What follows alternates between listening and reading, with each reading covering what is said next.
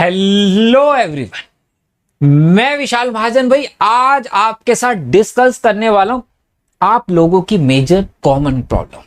ऐसी कौन सी 3 मिस्टेक्स है जो बहुत सारे बच्चे अभी कर रहे हैं और जो नहीं करते हैं ना ऐसी मिस्टेक वही टॉपर बनते हैं।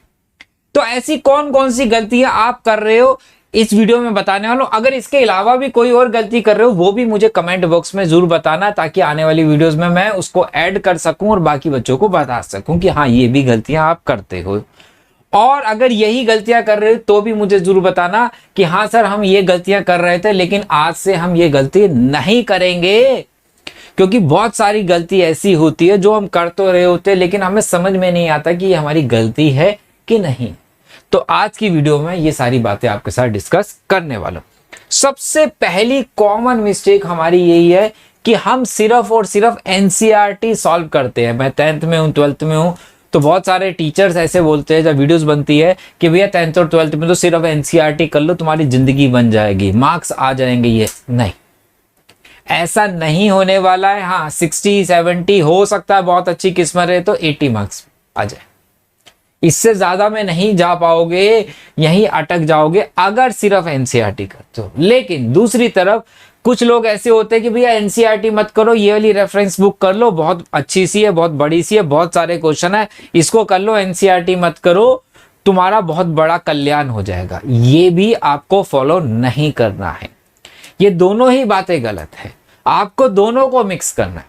सबसे पहले आप 10th में और 12th में आपको एनसीईआरटी ही करनी है, पहले एनसीईआरटी करनी है, फिर रेफरेंस बुक के लिए देखो। अब बात करूं तो बहुत कम टाइम बचा है क्योंकि बहुत सारे मंथ जा चुके हैं। तो क्या करना चाहिए आपको, प्रीवियस ईयर क्वेश्चन अभी से लगाने स्टार्ट कर। जितने भी चैप्टर्स हो गए आपके, 5 हो गए, 6 हो गए, 7 हो गए, 8 हो गए, जितने भी चैप्टर्स हो गए, टर्म 1 से पहले आप सबके previous year question chapter wise complete करना स्टार्ट कर दो। उससे ये पता लगेगा कि आपके जो एनसीईआरटी में क्वेश्चंस करा, जो आपका सिलेबस है, एनसीईआरटी से ये पता लगा कि मेरा सिलेबस क्या है। प्रीवियस ईयर क्वेश्चन ये पता लगा कि बोर्ड एग्जाम में किस टाइप के क्वेश्चन एनसीईआरटी के बाहर से आते हैं। वहां से जब आप वो क्वेश्चंस करोगे तो आपकी बहुत अच्छी प्रिपरेशन हो जाएगी। तो एनसीईआरटी प्लस पीवाईक्यू आपके लिए वरदान रहने वाले हैं। इसके अलावा भी अगर आपको एक्स्ट्रा क्वेश्चंस और चाहिए होते अच्छे, तो आप मेरा टेलीग्राम ग्रुप ज्वाइन कर लो, वीएम सर क्लास 10th। वहां पे आपको डीपीपी असाइनमेंट सब मिल जाएगा विद सॉल्यूशंस, चैप्टर वाइज मिलेंगे। हर एक चैप्टर के 50 से 200 तक क्वेश्चन वहां पे मिल जाते हैं। तो आप उन क्वेश्चंस को भी आराम से सॉल्व कर सकते हो, चाहे वो पहले कर लो फिर प्रीवियस ईयर क्वेश्चंस कर लेना।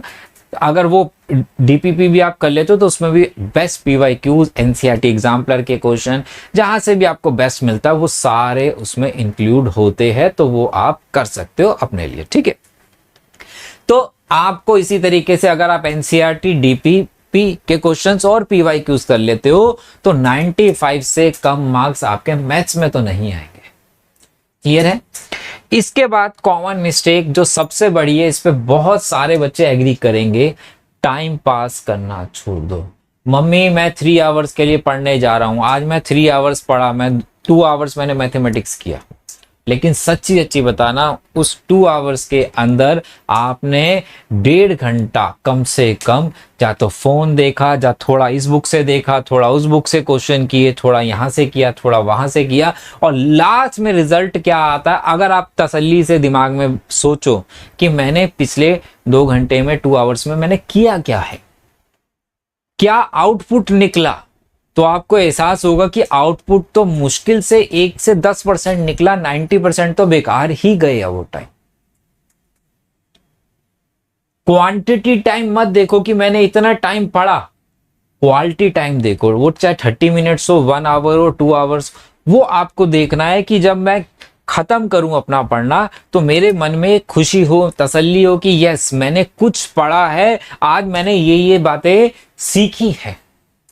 अगर वो खुशी आपके मन में आ रही है तो बहुत अच्छी बात है। अगर वो नहीं आ रही है तो समझ लो जितना आपने टाइम दिया था वो सिर्फ और सिर्फ आपने टाइम पास किया है, मम्मी को दिखाने के लिए, पापा को दिखाने के लिए, अपने आप को दिखाने के लिए।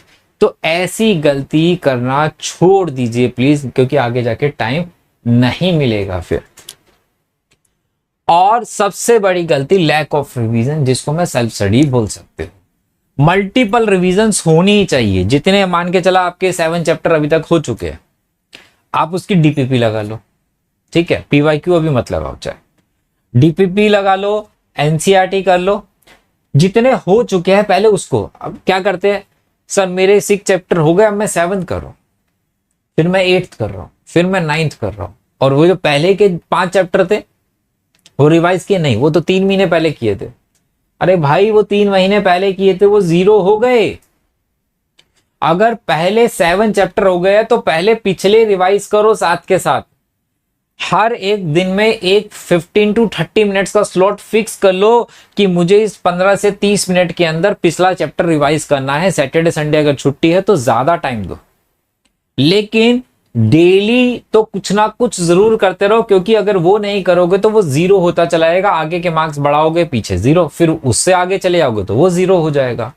तो डेली आपको सेल्फ स्टडी के लिए टाइम निकालना है, चाहे 15 से 30 मिनट का निकालो, लेकिन जरूर निकालते रहना। अगर मल्टीपल रिवीजन नहीं हो, जैसे टर्म 1 आया, यूटी होते उसमें रिवाइज हो जाएगा। आपका टर्म 1 आया, उससे पहले रिवाइज करो, प्री बोर्ड है उससे पहले, बोर्ड से तो 4-5 बारी हर एक चैप्टर की रिवीजन चलती रहनी चाहिए बहुत अच्छे तरीके। पेपर तक का इंतजार नहीं करना है आपको, नहीं तो पेपरों में क्या होता है, टर्म 1 आया सर, अब मैं पढ़ने बैठ रहा हूँ, और देख रहे हो कि पीछे के 0 हो गए, तो अब कितना कर लोगे। तो धीरे धीरे करते रहोगे कुछ कुछ चैप्टर्स, तो आपको फायदा रहेगा, ठीक है। तो अब आप मुझे कमेंट में जरूर बताना इनमें से आपकी कौन सी गलती है, और कौन सी इसके अलावा गलतियां कर रहे हो वो भी मुझे जरूर बता देना। चलिए मिलते हैं बेटा नेक्स्ट वीडियो में, बाय बाय, टेक केयर।